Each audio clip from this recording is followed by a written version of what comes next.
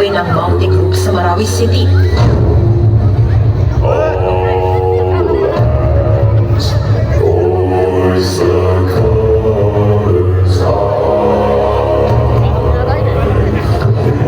Unang araw, makikita bilang residenteng nakatitig lang sa mga lalaking nakaitim.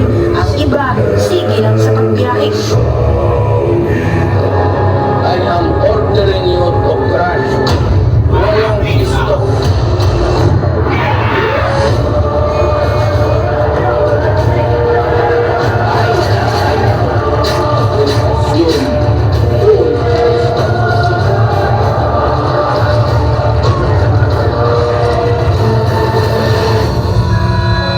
Anak, babalik na si Papa sa Marawi.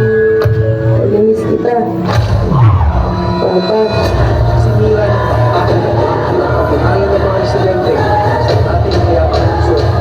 Pinapagmamalang rekopilan sa planet ng mga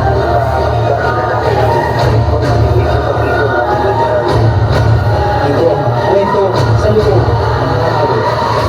Ito na raw marahil ang pinakamatagal na gera sa Pilipinas sa kasaysayan sa loob ng isang lungsod.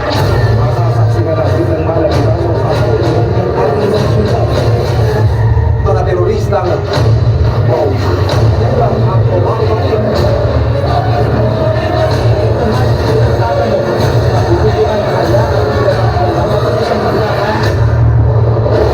Itigil na ang ingay.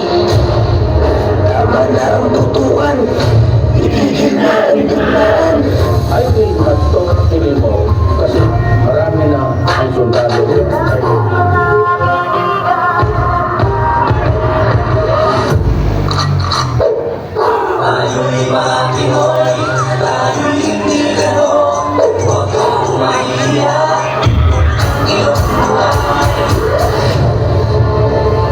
Ibang isang bagay na nakapulayan ng gera sa Marawi, ito ay ang pagtutulungan ano pa man ang kayo.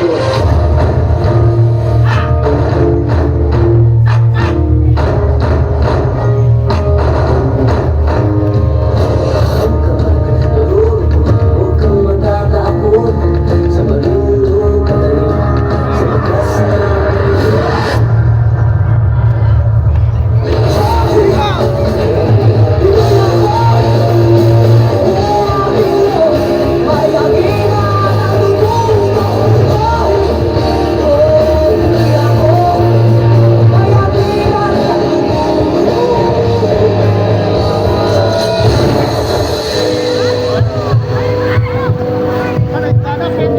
Papa, sinunod ko to para sabihin, bukas po ay makapag-graduate na po ako.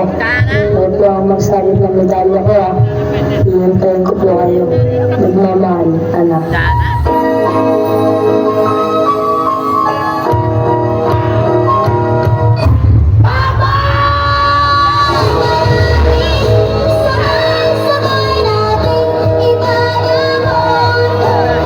Lumangon ka pa. Sabi mo maglalaro ba tayo? Sabi mo uuwi ka. Gumising ka na dyan pa. Papa. Isang lapit hapon, sisikat ang araw sa isang bato ngayon. Itigil na ang digmaan. Tama na ang labanan. Nangyaring pangungot sa Marawi ay ating ang wakasan. Nakakatakot na ang digmaan. Dahil kahit anong gawin mo, nag-iinti ka man o sundalo. Kapwa Pilipino pa din ang kalaban mo.